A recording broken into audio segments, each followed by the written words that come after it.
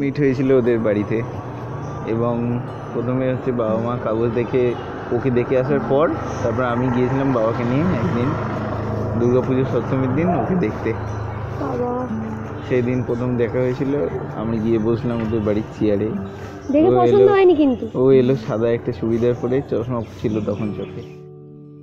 তোমাকে বুঝি না প্রিয়, বোঝো না তুমি আমায়, দূরত্ব বাড়ে যোগাযোগ নিভে যায়।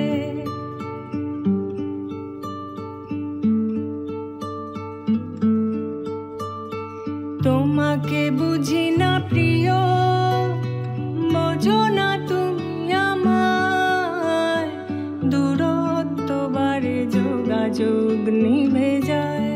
তারপর হচ্ছে গিয়ে আমার মা বাবা দেখতে গেছিলো ওকে, দেখি পছন্দ হয়েছে, তখন ওকে মা ওকে আমাদের একটা ছবি দেয়, সেই ছবি নিয়ে এসে তারপর হচ্ছে গিয়ে পছন্দ হয়েছে, তাই আমিও দেখতে গিয়েছিলাম। সূর্যমুখী খয়েরি কুড়ির ফুল, সূর্য খুঁজে বেড়া।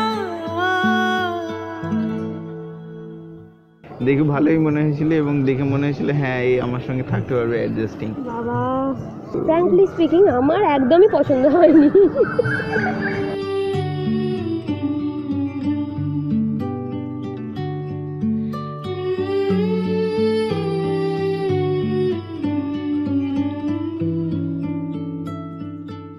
তারপরে যখন দেখলাম, হ্যাঁ কথাবার্তা বললাম, হ্যাঁ চলে যাবে, চলা দেবে না, তখন ঠিক আছে।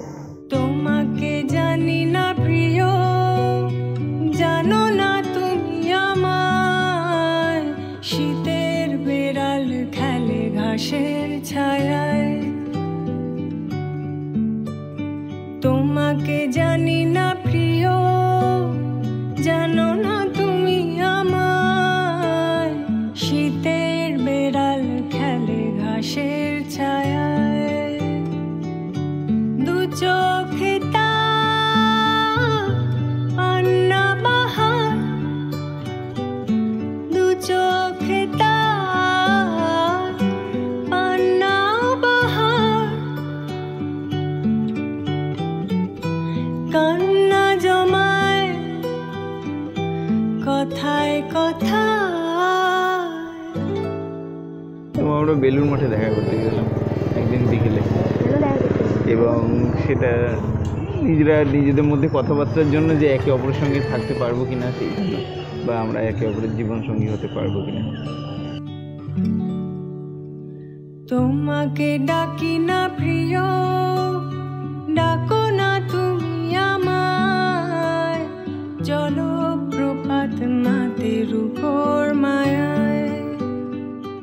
আমি বলেছিলাম আমার পারিবারিক প্রবলেমগুলো, ও বলেছিল ওর পারিবারিক প্রবলেমগুলো, তো সেইগুলো নিয়ে খানিকটা ডিসকাশন হতে হতে তারপর দেখলাম যা উত্তর দেওয়া হয়েছে তাদের মোটামুটি থাকতে পারবে।